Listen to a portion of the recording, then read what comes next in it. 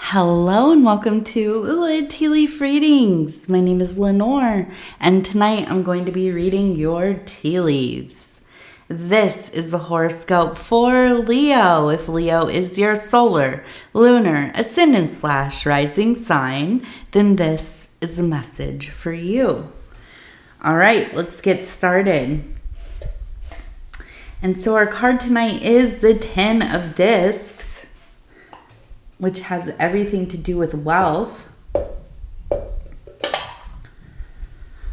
And let's see what these tea leaves have to say.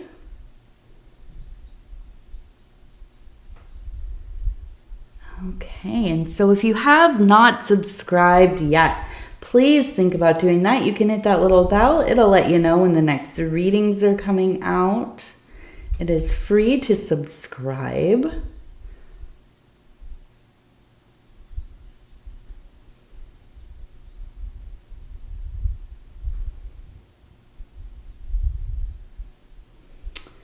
Okay, so I see a squirrel.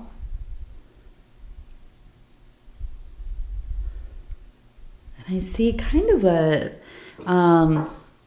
it looks like a reproductive system here. You can see kind of the ovaries up here and the rest of it there. We have the squirrel over here. And then we have a heart right here with a three in the middle. So I almost kind of feel like there's a sense of maybe kind of getting ready for a child coming into the family. This could be that you are having another kid, or you were having your first kid. You're thinking about having a kid, or maybe grandchildren are coming along, or whoever it is. There seems to be the squirrel represents putting away resources, right? We know they go out, they get their nuts and their whatever else they eat out there, and they put them away. They squirrel them away for when it gets cold and they can't find food. Now, with the reproductive system, yeah, it could really be, right on the nose in that way, where it's like, okay, and it maybe is an issue of, in the process of trying to get pregnant, right? Now, I don't know if this is an indicator that there is for sure a child coming through, or if this is the intent to have a child, right? Or the opposite, maybe being kind of wary of this happening and being extra kind of, careful and vigilant about it, being really kind of, what's the word? Just very aware, right? Mindful. That's the word. Mindful. And so, and like I said, this could be you, this could be your partner, this could be somebody close to you, your children, or, adult children or child, a family member of some kind. But I do feel like, this is something that you're really thinking about. And yes, we have the 10 of Discs with this emphasis on wealth and getting to a place of stability, and being able to maybe even put a little something away and start to build kind of a savings, or, investing or whatever. And all of this stuff seems very important to you. It's very much in the front of your mind. Now, as I'm saying all this, I just have this feeling that it's kind of almost like no matter how well you're doing or how stable things are, you're always worried about kind of, will there be enough? right? I have to work harder. I have to work harder. Maybe this isn't the right time to have the family. Maybe this is the right time. Maybe I really want this, but also I'm kind of afraid about the, the state of the world and the economy and all these kinds of things. And I think that at times you can really get in your own head, right? Absolutely just kind of anxiety and spiraling through these thoughts, which, listen, normal, right? We all kind of have these things happen. I have a 4-year-old. I had no idea what we were going to do when I got pregnant. It was not planned, right? So I don't know, but and you worry even when things are going pretty well. You worry. So I think all this is absolutely normal. Now, if it's your kids having you're having a grandchild, of course you're still going to worry, right? But you may be in a position where you can help, maybe, financially, maybe being able to do some babysitting, alleviate some of those things that they have to spend on, kind of spoiling the grandkids, as, I look forward to one day, definitely. And so ultimately, and this is, I think, listen, we're talking about a Leo. So yeah, you think about money, not just because we know that sometimes Leo people, they live more in the material world. Not to say that you are, obnoxiously materialistic, but you are a materialist. You absolutely relate to things that you can touch, that you can see, that you can experience. And so, yeah, you think about how am I going to pay for this? How am I going to, find the right kind of work to fund all these things that I want to do, and so on. So, I think that this all makes sense here to me. And now let's just kind of go through here.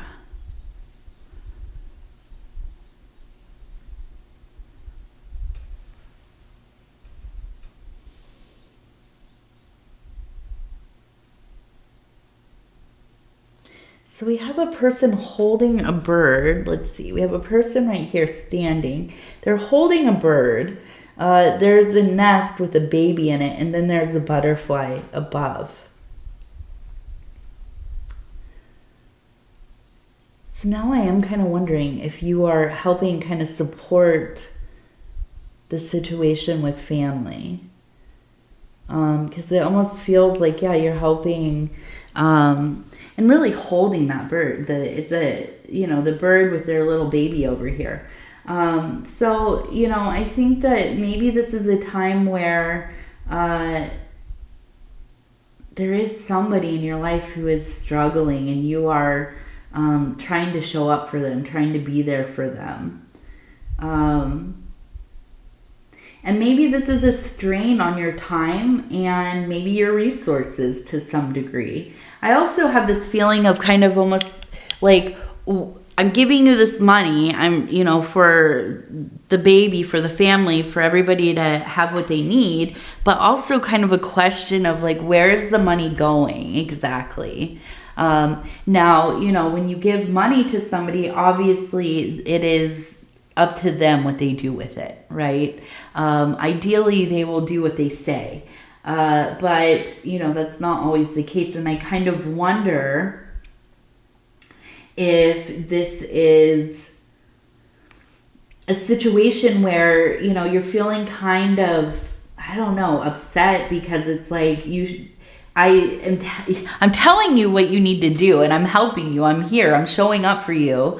I'm showing you how to do this, how to provide, how to obtain the things that you need to, but you're not listening, and I'm not really sure that you are even putting that money towards what it needs to go towards. And this, it could be that this is one of your children. adult children. And I'm looking at this one, and we're seeing, it looks like a devil anyways, okay? And it looks like they're holding something up, and it looks like the bird. So I almost kind of wonder if this is a situation where, you know, there's some kind of habitual behavior in this person that you're trying to help. I kind of almost wonder if they have some kind of addiction, or, you know, when we think of addiction, often we think of, you know, drinking or substance abuse, but this could be like they're not working enough because they're playing video games, you know, something like that. Or they are going out and spending all the money, you know, I don't know. I have no judgments about what people do with their money, right? But, you know, when there's a baby involved or a child involved, and you're trying to help out and you're trying to do the right thing, and it's just like, how do we fix this? What do I do? You know, I don't want to not be able to get that kid what they need, but I also see that my giving money, especially, but resources to the parent is maybe causing them to spiral a little bit. It's maybe enabling to some degree.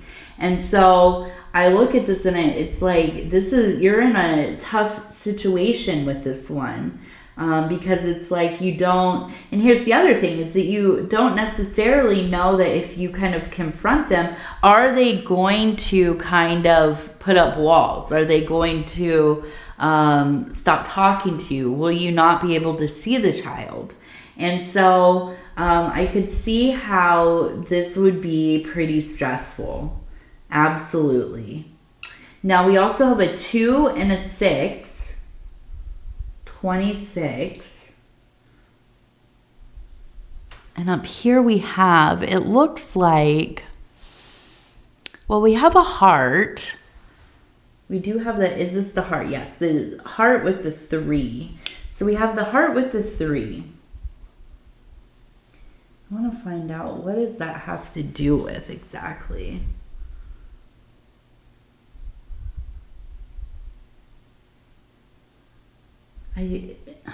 I'm seeing we have K-A, so we have Ka, so kind of an expression of spirit, but also we have a person holding a crescent moon right here, okay? And I feel like it's almost like this feeling of, and I'm thinking, this is difficult. I know this feeling all too well. Having kind of an illusion of somebody, how you remember them, how you hope for them to be, and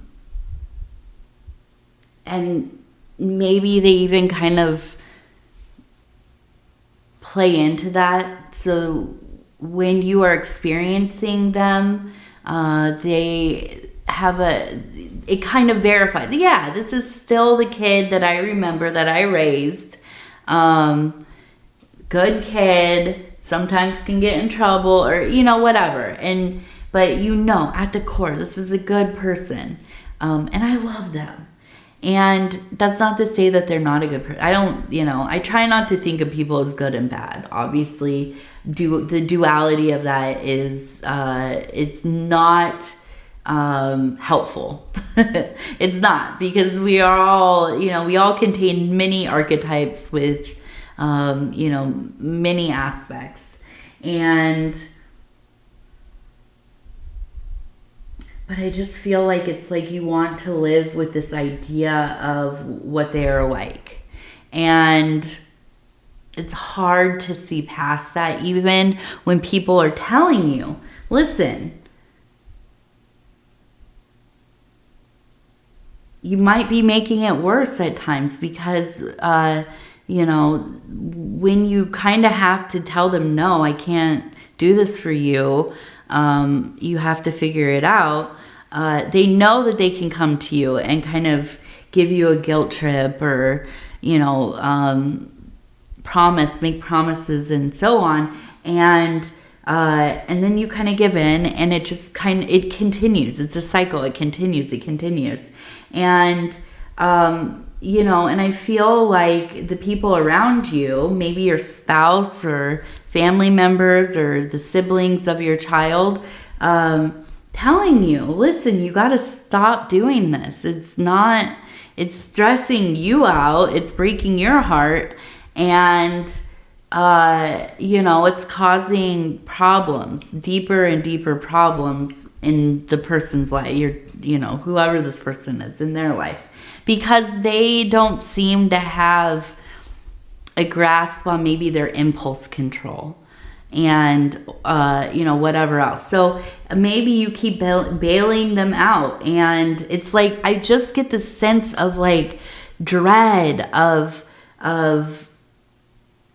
feeling stuck in this position. But then at the same time, there's a sense of like, when they are not calling you for things, then it's like you worry that, why are you not hearing from them, right? And so you almost rather be that person who has like kind of this open door policy, because you know that they trust you and they're going to keep showing up to see you and you know, be with you, because you're not shunning them, you're not kind of shutting down on them. But at the same time, right, you want to be able to see the grandkids or whatever is going on with that, right? So I just feel like I don't know what the right thing to do is. I know that it's hard either way. And it really, I think of a lot because I'm in recovery, right? And I have been for almost 10 years. I would say almost 10 years. I'm rounding up a little bit, obviously. But yes, I just got my 8 years a couple days ago. And I forget what year it is sometimes. So I just say almost 10 years. But yeah, I've been in AA, I've been in NA, I've been in, Al-Anon. And this reading reminds me of Al-Anon a lot.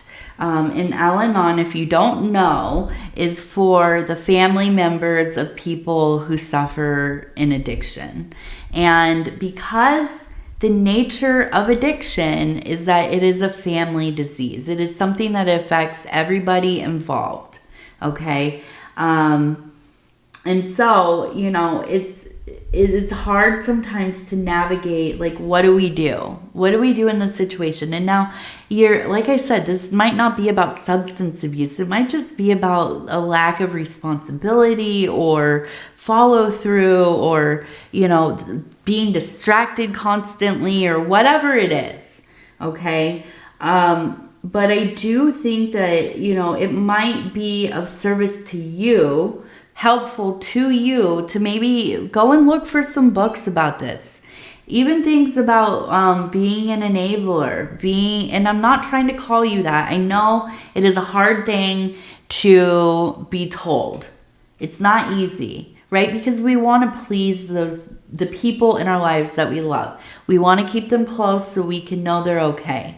But sometimes we go about that in a way that is not healthy, right? And so, you know, also codependency, and also just being able to create boundaries. So, you know, I'm not going to recommend any particular book, but there are a lot of them out there, right?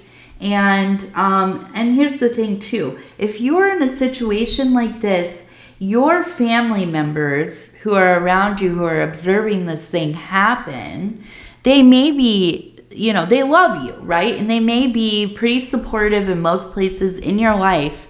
But people often get kind of, I don't know, they don't want to hear about it anymore. I've told you, Mom, I've told you already, you got to stop helping him, or, whatever. And it gets to a point where you feel like you can't tell or you can't talk about it because they're just going to react the same way.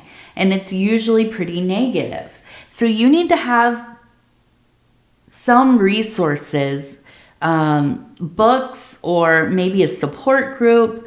There's a lot of places online you can look into, but look for something, right? And I feel like this is something that, if you are dealing with something like this, and listen, a lot of us are dealing with something like this. You're not the only one. We all have family members like this. And for me, it's hard because I don't like to get involved in people's personal lives. I don't like to tell people what to do.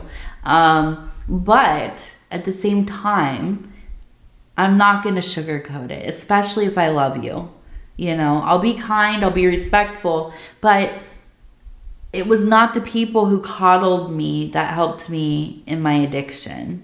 It wasn't the people who were really mean to me either, but it was people who were honest with me, just honest about, no, this is not working for you. No, I'm not going to help you, and so, you also deserve to have a place to express yourself. You also deserve to have support, okay? And you shouldn't have to go through these kinds of things by yourself or with family, but, who are increasingly more maybe losing hope or negative about the situation. It's hard to be around that energy as well when you're trying to figure out, what am I going to do here? What is realistic? What am I realistically going to do? And now being a parent, especially, we might think like, I would never do that. I would never, if they did this, I would stop helping them. And then you get into a situation and you're like, this is my kid, and they maybe have my grandkid, and what are you going to do? So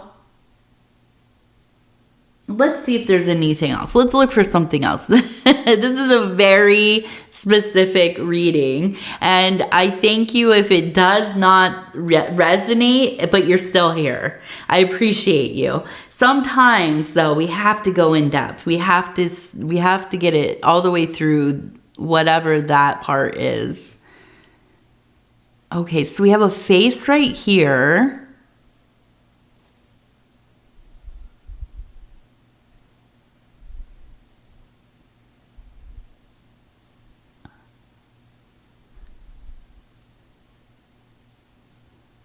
Oh, and we have a face right here. You can see the eyes, the nose, maybe a beard. So we have two faces. This one's cool, has a cool mustache.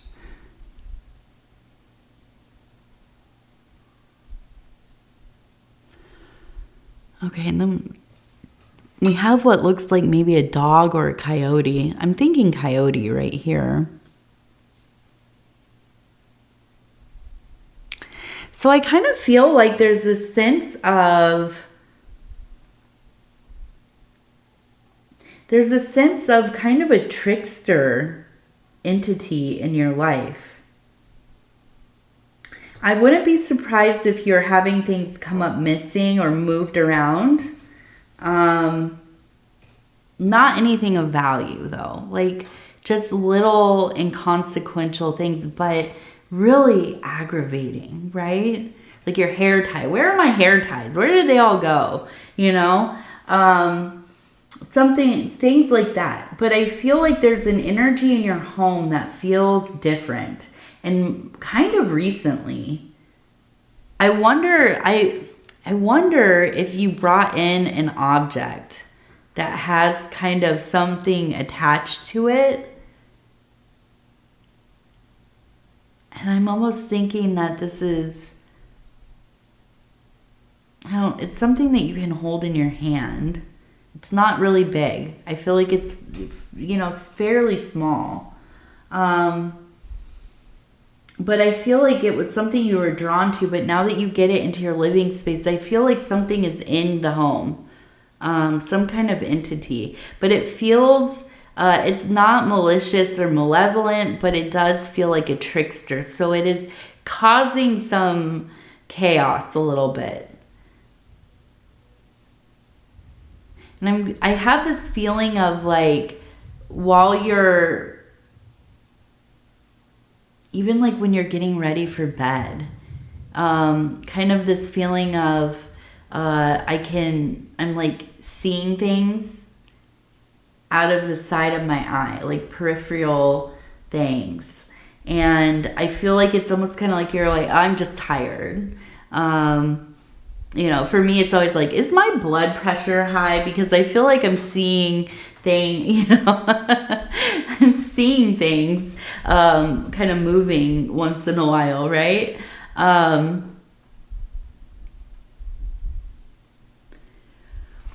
But I don't think it's anything to worry about necessarily, but I feel like this is something that maybe you could release out. And I would, if you have the ability to leave your windows open and maybe ask this thing if it would like to leave, right? Leave the windows open around the house and show it how to get out of those windows. Other than that, maybe taking the object that you have brought home and setting it outside for a couple days. That might be helpful. It's kind of like airing out the spiritual energies of the thing. And it could have, especially if you got something that has been owned by somebody else, it's been in their living space, definitely can pick up other people's energies. So we have a 6, right? Oh, 26. We already did that one. Oh my God, that's a nice 6. I already said something about it. So we have a 7 right in the middle. So lucky number 7. Lucky number 7. Now, this one's cool. We have like a tall, it looks like a tall person kind of walking. And then up here we have another person kind of walking, but they have a heart up here, and there's another little heart right here. And I kind of almost feel like it's like two people kind of wandering around life, hoping for love or a chance at love, or, for some kind of connection, something meaningful in their life. And I almost wonder, if you will come in contact with this person pretty soon here. Now, you aren't right next to each other. One's up here, one's down here. But I do feel like at some point your paths are going to cross, okay? And I wonder if maybe either your life path is a 3 or their life path is a 3. And so, look out for that. It doesn't have to be romantic, but it could be that this is somebody who will be a good friend. Somebody who is kind of like a soulmate. Okay, so we have kind of the same figure right here. And above, a cluster of hearts again. So I feel like this is something that you really, really want. I can imagine this is something that you desire deeply. And it feels like it's almost there. Now, I wonder if this is something because, I don't know, maybe you haven't been going out that much, or you haven't socializing, you haven't been, going to see things out in the world, or, have any free time. I feel like you need to kind of, go to some places where you might be able to run into somebody or meet somebody or whatever it is. Because they're, probably odds are they're not going to just show up at your house. Hopefully not, right? If we want to meet people, we have to we have to put some effort into at least approaching or being approachable in the places that we are, you know, shared spaces.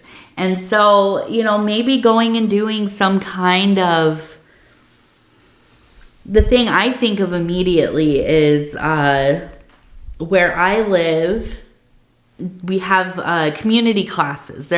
It's not exactly like community college, but it's called community education. And they provide different kinds of classes like cooking or, you know, creative writing, yoga, whatever. They also have things where adults can go on field trips together, and you kind of pay a fee and they get a bus and you get on the bus and they take you to somewhere, and you know, like a museum or something, and then you have like a meal together afterwards, and then they bus you home. And these kinds of, you know, forced social interaction things. It might not always sound like the, you know, most exciting thing, but yeah, it gives you an opportunity to meet people, especially maybe people that live around you. And also you get to go do some cool stuff. And usually, here's the real cool thing, is it's reasonably priced, and you usually don't have to drive. So that's cool too. So I know I've said it in some of my other readings talking about these kinds of programs, but definitely worth looking into. Look into whatever town or city you live in. Look and see what their community education thing is like. You really might meet somebody cool there, okay? All right, so what are we going to do? We're going to do the Wild Bohemian Affirmation cards, and this is the Fire Element deck. I'm going to go ahead, flip through. Let me get this in focus. Flip through and stop where it feels right. And I'm sorry, my hands are so dirty right now. I was out potting stuff, and then I went in. I forgot my gloves. I got back out there. I was digging a hole so I could put in some bulbs that my acquired parents brought me over, they're already growing and everything. And I was like, I'm just gonna do this. I'm not gonna go get the gloves. And so, of course, it was so muddy, and like my hand could not get the stuff out of my fingernails. They look beautiful. This is what they're gonna be like, though. I'm just gonna be honest with you. It's not icky grime. This is dirt, beautiful dirt from outside. So I apologize, but also it's gonna happen again. So let's see. I am love. Wildflowers beckon you to enjoy the sun's warmth. Gentle smiling is medicine. Gentle smiling is medicine. Yes. All right, Leo, I'm going to go ahead and tell you I love you, because I do, and I thank you so much for spending this time with me. It's always such an honor to be able to bring these messages to you. And if you would be so kind as to like the video, it really does help the channel. And the channel needs help, let me tell you. We're in a downswing. And now it is kind of a normal fluctuation. It happens, you know, depending, I don't know what the factors are, but it happens. It goes up, it goes down. But recently it's been pretty down. So any kind of engagement is really helpful. I hate to ask for it. I know I do it at the end, and it's why it's at the end of the video. Because, you know, if you watch YouTube, you already know we need likes, we need comments, we need subscribers, and to get the channels going. And so I know you already know, and I don't like to go on about it, but yeah, things have just been they've been pretty like down trending a little bit. But I am telling my husband, I keep telling him, I know I am going to predict that around the 12th everything's gonna be all right. Everything's gonna be cool. I don't know if I'm gonna be right or not, but I feel like maybe. If you, I forgot, if you haven't subscribed, please think about doing that.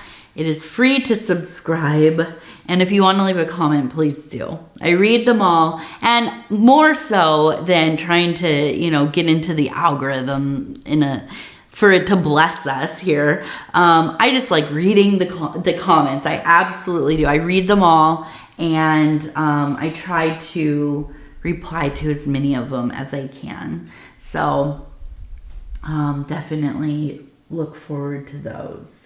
All right, Leo, I love you. I'm going to go to bed pretty soon here, and I thank you. I thank you for, spending this time with me. It's a pleasure, honestly. So anyways, I love you. Good night, good night, good night.